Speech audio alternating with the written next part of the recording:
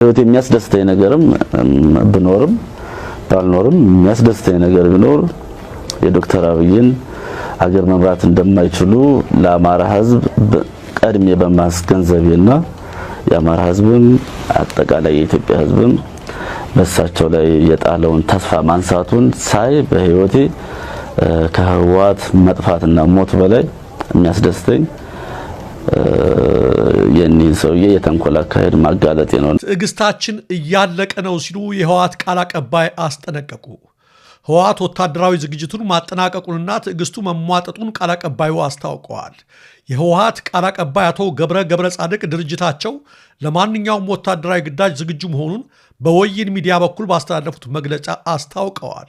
ቃል አቀባዩ በመግለጫቸው የህወሓት ትዕግስት ገደብ አለው፣ ወታደራዊ ኃይሉን በተጠንቀቅ ላይ ይገኛል በማለት ወቅታዊውን የክልሉንና የፌደራል መንግስቱን ግንኙነት አስመልክተው ንግግር አድርገዋል። አቶ ገብረ በመግለጫቸው ትግራይ በፌደራል መንግስቱ ውስጥ ያላት ሚና በተመለከተ ቅሬታቸውን የገለጹ ሲሆን በትግራይና በፌደራል መንግስቱ መካከል ያለው ውጥረት እየጨመረ መምጣቱን ጠቁመዋል። አሁን ያለው ገደብ የሌለው ትዕግስት አይቀጥልም፣ ሁሉን አቀፍ ዝግጅት ተደርጓል ያሉት ቃል አቀባዩ የህዝብና የጦር ኃይሉ ለሚመጣው ማንኛውም ሁኔታ ዝግጁ እንዲሆን ጥሪ አቅርበዋል። ከኢትዮጵያ ለመገንጠል የቀረን የግዛት ማስመለስ ብቻ ነው፣ በኃይል መሬት ለማስመለስም ተዘጋጅተናል ሲሉ አክለዋል። ከኢትዮጵያ ጋር ምንም የሚያገናኘን ነገር የለም፣ የህዝቡ ማህበራዊ ስሪት ተበጥሷል ያሉት ቃል አቀባዩ የሚያገናኘን ነገር የፕሪቶሪያ የሰላም ስምምነት ብቻ ነው።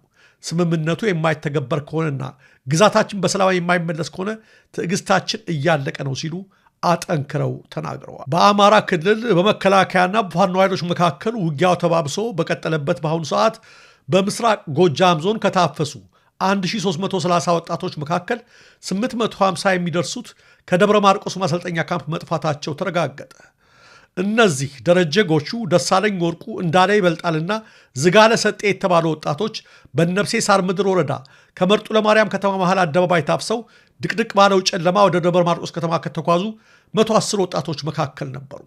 ሚኒሻዎች እየደበደቡ ወደ ፖሊስ ጣቢያ ከወሰዱን በኋላ ስልካችንን ቀምተው ምሽት ላይ በአንድ መኪና አጭቀው የወሰዱን 60 የመርጡ ለማርያም ከተማ ወጣቶችና 50 የዙሪያ ቀበሌ ወጣቶች በድምራችን 110 ነን። ደብረ ማርቆስ ከተማ ስንደርስ ከምስራቅ ጎጃም ዞን ወረዳዎች ታፍሰስ ከመጡት ጋር ተደምረን 1330 እንሆን ነበር። በወታደራዊ ካምፑ ለ10 ቀናት ቆይተናል ይላሉ ወጣቶቹ ሲናገሩ። ከዛም በደብረ ማርቆስ ወታደራዊ ማሰልጠኛ ካምፕ በገባን በሁለተኛው ቀን ለሁለት ከፍለው ወደ አዳራሽ ወስደው የሃይማኖት አባቶች፣ ሴቶች፣ ወጣቶችና ሽማግሌዎች የሚደበደቡበትን ቪዲዮ እንድንመለከት ካደረጉን በኋላ ከዚህ ወጣችሁ ብትጠፉ ጽንፈኛው አግኝቶ እንደዚህ ያሰቃያችኋል እያሉ ሲያሸማቅቁን ቆይተዋል ብለዋል። ለቀን ስራ ይሆናል ብለን በለበስነው ልብስ ስፖርት ሲያሰሩን የነበሩትም ከታፈስነው ውስጥ ግዙፍ ሰውነት ያላቸው ተመርጠው ነበር ያሉት ወጣቶቹ ከ45 ቀን በኋላ ፓራኮማንድ ሆነን እንደምንመረቅ ቢነገረንም ስልጠና ከጀመርንበት ቀን ጀምሮ በቀን ወጣቶች እየጠፉ ወደ ሀገራቸው ሲሄዱ እኛም ጠፍተን ወደ እናንተ መተናል፣ እናንተም ደስ በሚል አቀባበል አድርጋችሁልናል በማለት ለቴዎድሮስ 206ኛ ኮር ምስጋናቸውን አቅርበዋል። እኛን ጨምሮ አጠቃላይ ወደ ማሰልጠኛ ከገባ ነው 1330 ታፋኞች መካከል 850 የምንሆነው ጠፍተናል ያሉት ወጣቶቹ በአሁኑ ሰዓት ወደ ቤተሰቦቻቸው ቢሄዱ ድጋሚ አፈሳ ወይም ቅጣት ስለሚጠብቃቸው እዛ ፋኖች ጋር መቆየት እንደሚፈልጉ መናገራቸውን የኮሩ ቃል አቀባይ አስታውቁ። ኢትዮጵያ ፈረሰ የሚባለው አዲስ አበባ ሲያዝ ብቻ ነው። የጋምቤላ ህዝብ መጠነ ሰፊ ጥቃት ሲፈጸምበት መከላከያው የት ገባ ሲሉ የአካባቢው ተወካይ አቶ ኦምባግ ኦኩሙ በቁጣ ጠየቁ። ኢትዮጵያ ፈረሰች የሚባለው አዲስ አበባ ሲያዝ ብቻ ነው እንዴ በማለት የጠየቁት አቶ ኦባንግ የጋምቤላ ተወላጆች ከደቡብ ሱዳን ስደተኞች ከፍ ያለ ጥቃት እየተፈጸመባቸው መሆኑን ተናግረዋል። የጋምቤላ ህዝብ ለኢትዮጵያ አንድነትና ሉዓላዊነት መከበር ከሌሎች ኢትዮጵያን ወንድሞች ጋር በመሆን የሚከፍለው መስዋዕትነት ዝቅ ተደርጎ መታየት የለበትም ሲሉም በአጽንኦት ተናግረዋል። ሀቁ የሆነው ሳለ በተለይ የአኛክ ተወላጅ ሆኑ የጋምቤላ ተወላጆች ከደቡብ ሱዳን በሚነሱ ሙሌዎች ተደጋጋሚ ጥቃት ሲፈጸምባቸው ለምንድን ነው በዝምታ የሚታየው ሲሉም አቶ ኦባንግ አጠንክረው ጠይቀዋል። ኢትዮጵያ ፈረሰ የሚባለው አዲስ አበባ ሲያዝ ብቻ ነው። የኢትዮጵያ ህዝብ በደንብ እንዲሰማልኝ ፈልጋለሁ። ጋምቤላ ላይ የሰላም እጦት አለ። ዛሬ ኢታንገ ወረዳ ካሉት 19 ቀበሌዎች 4 ቀበሌ ብቻ ሲቀር የተቀሩት በሱዳን ስደተኛ ነዋሪዎች ሲወረር የኢትዮጵያ ህዝብ ምን እያደረገ ግን ምን ያደርጋል? የጋምቤላ ህዝብ ለኢትዮጵያ ነጻነትና ዳር ድንበር መከበር ከሌሎች ኢትዮጵያውያን ወንድሞቹ ጋራ የሚከፍለው መስዋዕትነት በአንደኛ ደረጃ ይቆጠራል እንጂ እኮ ዝቅተኛ አይደለም። በካራማራ ሌላው ተመልካቾቻችን አድማጮቻችን ከሸዋ ደራ የደረሰን አሳዛኝ መረጃ አለ። በዛሬው ዕለት እንደተለመደው በሸዋ ደራ የሚኖሩ በርካታ የአማራ ተወላጆች በመንግስት ታጣቂዎች ድጋፍ ከፍ ያለ ጭፍጨፋ እንደተፈጸመባቸው ነው ከስፍራው የደረሰን መረጃ የሚያመለክተው። በርካቶች መቁሰላቸውና ህይወታቸው ማለፉ ነው ከስፍራው እየደረሰን ያለው መረጃ የሚያመለክተው። የአካባቢው መስተዳደር አካላትን በዚህ ጉዳይ ላይ ምንም ማብራሪያ አልሰጡም። በዚህ ጉዳይ ላይ ወደ በኋላ ላይ ተጨማሪ ዝርዝር መረጃ ይኖረናል። ሰው እንዴት ተመካክሮ ያብዳል ሲሉ መጋቢ ሐዲስ ቅሬታቸውን ገለጹ። በሰይፉ ሾው ላይ እንግዳ የነበሩት መጋቢ ሐዲስ እሸቱ ሰሞኑን አሜሪካዊ ዩቲዩበር አይሾው ስፒድ በኢትዮጵያ ያደረገውን ጉብኝት ተከትሎ ታዋቂ ሰዎች ወደ ሃይማኖት ተቋማት ሲመጡ ስለሚደረግላቸው የተጋነነ አቀባበል ጠንካራ ትችት ሰንዝረዋል። መጋቢ ሐዲስ ዝነኞች ሀገሪቱን መጎብኘታቸው መልካም ቢሆንም የሃይማኖት ተቋማት ግን ማንነትን ማበጠርና መለየት እንዳለባቸው ነው ያሳሰቡት። ሰሞኑን መነጋገሪያ ስለሆነው አይሾው ስፒድ ሲጠየቁም ይህን ልጅ አይናማዎች ናቸው የሚያውቁት፣ ለጆሮ የሚገባ ነገር የለውም፣ ዝም ብሎ ነው የሚጮህ በማለት ይዘቱ ጥልቀት የሌለው መሆኑን ጠቁመዋል። አያይዘውም ዓለማችን ቁም ነገር ከሰራ ይልቅ ለመዝናኛው ዘርፍ ቦታ የምትሰጥ የኮስሞቲክስ ዓለም ሆናለች ሲሉ ወቅሰዋል። የመጨረሻውን ዘመናዊ ቦይንግ አውሮፕላን ካመረተው ሳይንቲስት ይልቅ እዛ አውሮፕላን ላይ ተሳፍሮ ደህና ዋላችሁ ያለ አርቲስት የበለጠ ይከበራል ያሉት መጋቢ ሐዲስ ትውልዱም ሆነ አስተሳሰቡ ፋስት ፉድ እንደሆነባቸው አብራርተዋል። ፋስት ፉድ ፈረንጆቹ ስራ ሲበዛባቸው ቀባቀባ አድርገው የሚበሉት ምግብ ነው። የኛም አስተሳሰብ እንደዛ ሆኗል ያሉት። ጠንከር ያለ ሐሳብ መስማት አንፈልግም።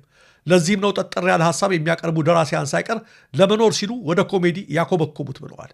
በተለይም ከዚህ ቀደም ድምፃዊት ቢዮንሴ ወደ ኢትዮጵያ በመጣችበት ወቅት ጃንጥላ ተይዞላት የተደረገውን አቀባበል በማስታወስ የሃይማኖት ተቋማት ታሪካዊ ቦታዎችን ለጎብኚ ማሳየታቸው ተገቢ ቢሆንም ክብርን በሚያወርድ መልኩ መቀበል ግን ስህተት መሆኑን ጠቁመዋል።